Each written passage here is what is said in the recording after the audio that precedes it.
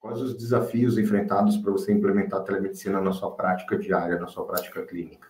Desconstruir a possibilidade de não poder fazê-la, porque a gente não estava diante do paciente e não tinha o acesso ao exame físico.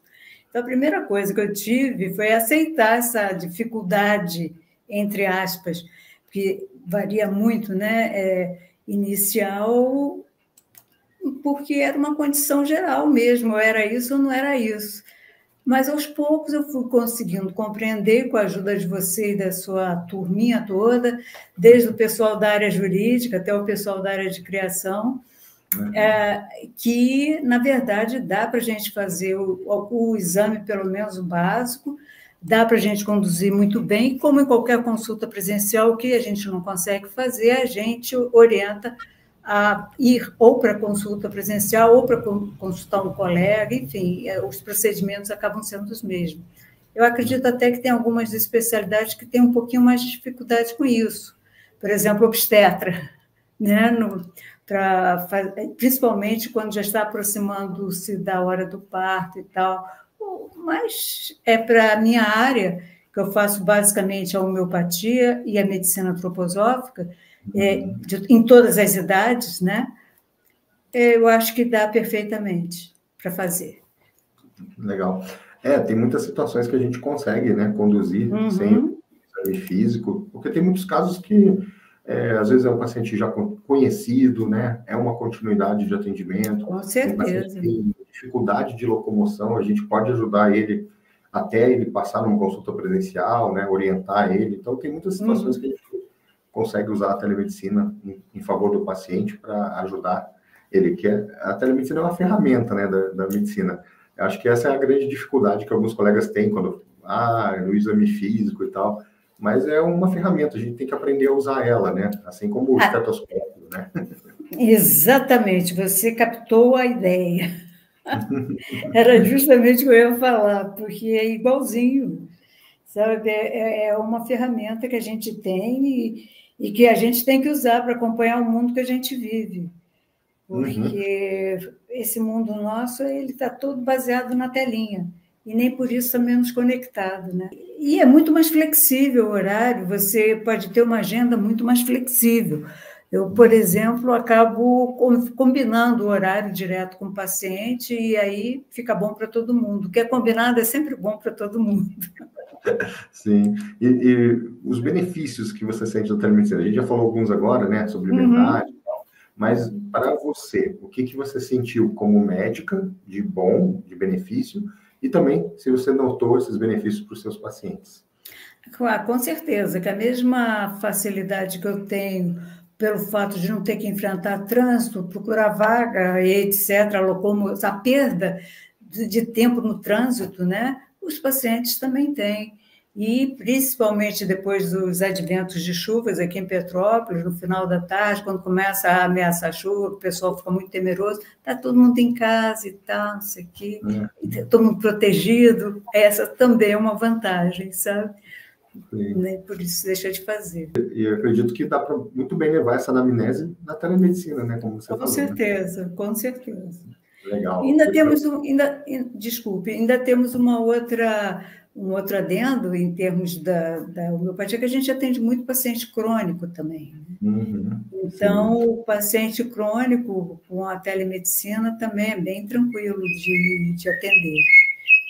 E o envio de receitas por meio digital, pensando na questão da homeopatia, né? Que você faz a sua prescrição de homeopatia.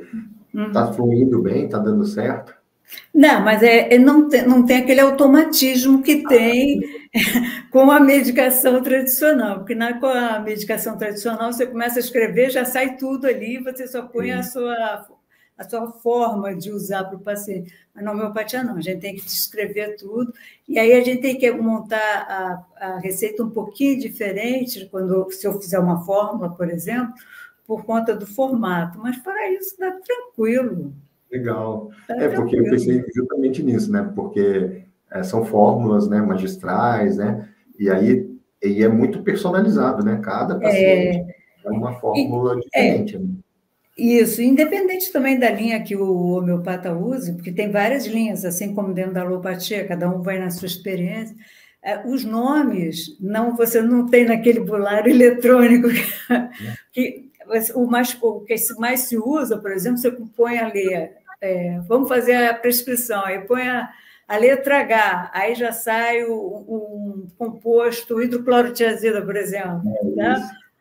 Mas na homeopatia, não. Aí você põe o H, eles dão todos os tradicionais, né? Mas aí você tem que botar, por exemplo, estamino, aí você tem que escrever, porque o computador não, o prontuário eletrônico não tem isso. O que eu posso dizer, o que eu costumo dizer até para os alunos, que eles têm que aprender a lidar de uma forma ética, correta, bem embasada, porque essa é a forma que a medicina vai sobreviver ao tempo.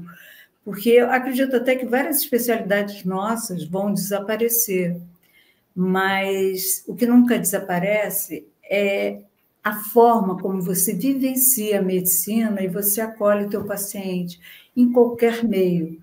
Quanto melhor você dominar uma ferramenta, melhor você vai conseguir tratar quem está necessitando dessa ferramenta para chegar até você.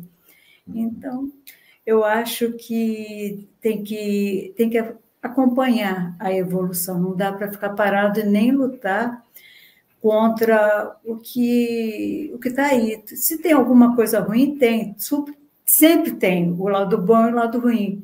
A gente só conhece o lado bom quando já conheceu o ruim, porque senão não tem a comparação. E aí a gente consegue chegar no caminho do meio, no mínimo, né? Isso aí é importante. Né? O caminho do meio é o que a gente deve buscar, né? Sempre. Nem tão virtual, de repente, nem tão presencial também, porque é para onde a gente está indo. Mas o pessoal tem que entrar nessa área. Isso aí. É uma ferramenta hoje em dia. Eu falo para o pessoal, gente, é que nem, eu gosto até de puxar aqui, ó, é que nem o estetoscópio, né? Hoje, né? Até um símbolo da medicina, o estetoscópio, mas até quando foi inventado, 30 anos levou para os médicos aderirem ao uso do estetoscópio, sabia? E o pessoal falava mal ainda. A história do pinar também, para ouvir os batimentos cardioafetais, tudo isso. E hoje em dia, ultrassom de bolso, é lógico que não tem aquela aferição de imagem com uma máquina melhor de ultrassom, vamos dizer assim. Mas também é uma questão de tempo, de repente vai ter. Mas quem está na emergência, então, quebra um galhão para ver se tem fluido fora de lugar, essas coisas assim. Sim. Parece o Jetsons, sabe? Isso não é do tempo da moçada nova, mas para quem é mais antigo já ouviu falar desse desenho animado. As coisas são imaginadas e depois vão virando realidade. E assim também a telemedicina, né? Foi imaginada até lá no Jetsons. No Jetsons, né? Exatamente, por isso que eu me lembrei. E você sentiu, assim, que a telemedicina te ajuda na atuação também, na homeopatia? Você sentiu que realmente dá para utilizar essa ferramenta na tua especialidade? Com certeza, porque a homeopatia tem uma conversa muito interessante com o paciente e muito ampla, muito boa. E se a gente consegue conectar, e a gente consegue através da telinha, basta você não olhar para o teclado e olhar para a pessoa. Né? Olho na câmera, né? Olho na câmera, olho na pessoa do outro lado. Então, acho que fazendo a conexão, consegue fazer a troca, porque a gente trabalha muito com as informações. O médico, de modo geral, trabalha com informação, mas o homeopata tem uma mina para explorar isso.